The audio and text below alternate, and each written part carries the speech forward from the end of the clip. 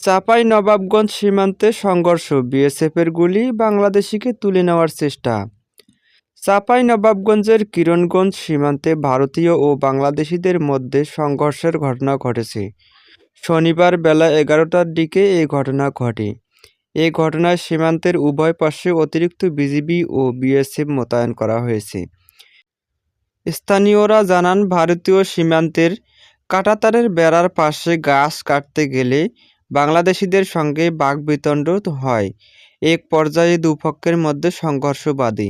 পরে বিএসএফ বাংলাদেশিদের উপর গুলি চালায় এবং বাংলাদেশিদের তুলে নেওয়ার চেষ্টা করে। বিএসএফ অনবরত টিয়ারশেল নিক্ষেপ করে বলেও জানান স্থানীয়রা।